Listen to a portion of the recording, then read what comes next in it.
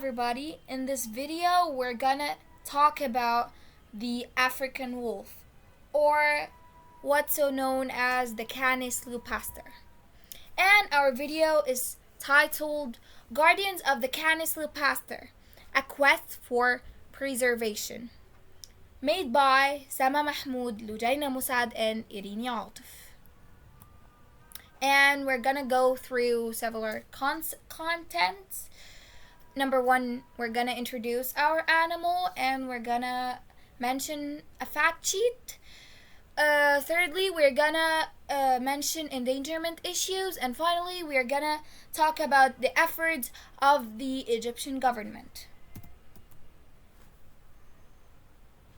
Going through its backstory, in 1995, a group of grey wolves, Canis lupus, was captured in Canada and introduced into Yellowstone National Park, where grey wolves once had been abandoned. Because the wolves killed some cattle in the region, a United States District Court in December 1997 ruled that the wolves should be removed from the park. However, some groups have appealed the decision and the future home of the wolves is undecided. Going with the fact sheet, the African wolf's Latin name is Canis lupaster. Its habitat is in Africa and the Sahel, and it's marked as the least concern on the IUCN Red List. And for short, IUCN is the abbreviation for International Union for Conservation of Nature. And for the main look, the tail is relatively short. It is brush-like, and the tip is black. The pupil of the eye is round. The frontal region of the skull is inflated. Ancestry 72% grey wolf and 28% Ethiopian wolf ancestry. Originally thought to be related to the golden jackal, more closely related to the grey wolf and the coyote.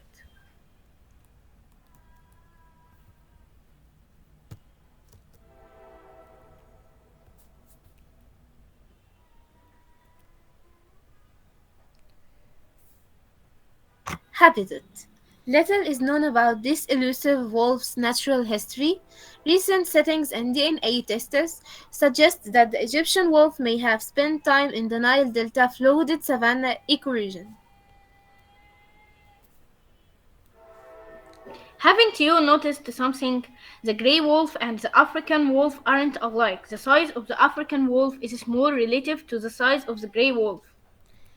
As you see here in these photos, we can see the differences between the African wolf and the gray wolf. Here it is much larger and with more fur, because it lives in polar regions.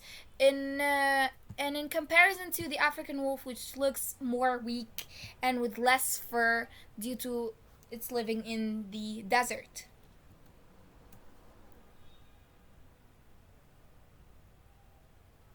Evolution. The African wolf diverged from its wolf coyote form into golden jackal-like structure during the Pleistocene age, particularly in East Africa, where African wolves are similar in size to golden jackals, would be a case of parallel evolution. It's likely that the African wolf evolved from larger ancestors because of the competition with both larger and smaller indigenous carnivores. And in this link below, it's related to the IUCN as we mentioned before.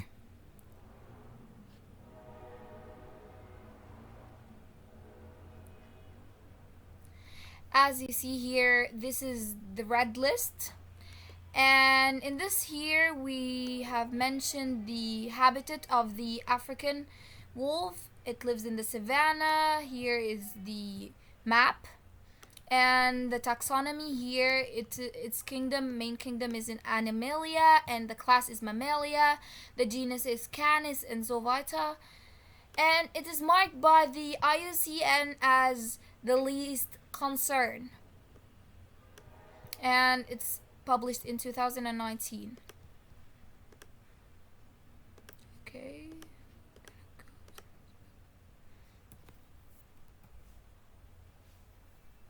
Endangerment issues.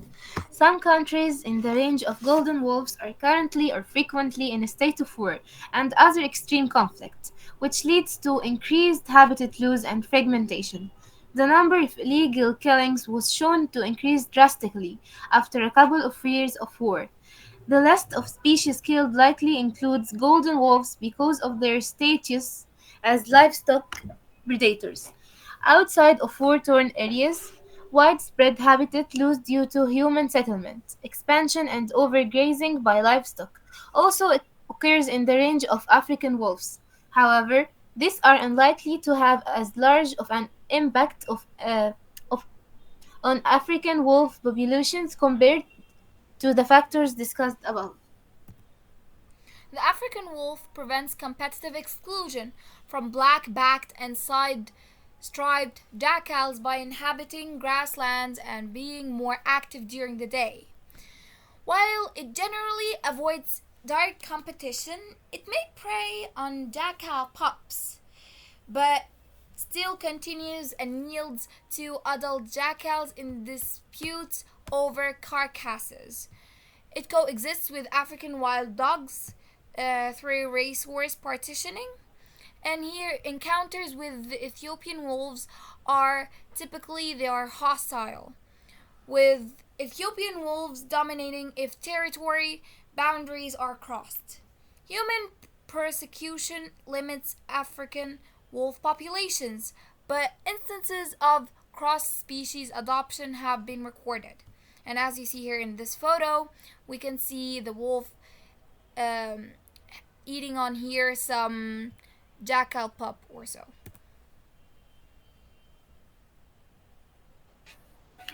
Efforts of the Egyptian government establishing protected areas such as Wadi Rayyan protected area, where the African golden wolf can thrive without human disturb, disturb, disturbance.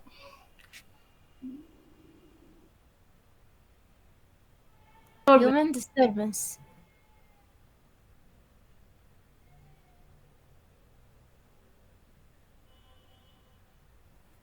Egyptian Environmental Efforts Agency and the Egyptian Wildlife Protection Society are working to raise awareness about the importance of protecting the African golden wolf and its habitat. Implementation of regulations and enforcement laws to prevent illegal hunting and poaching to the African golden wolf. Research and monitoring are being conducted to better understand the population size, distribution, and the behavior of the African golden wolf in Egypt. Collaborative efforts with international conservation organization and neighboring countries are being made to ensure a coordinated approach to conservation efforts for the African golden wolf. And this video is presented by our team, Elbanna, Eriny, Atef, and Logina Mosaad. Thanks!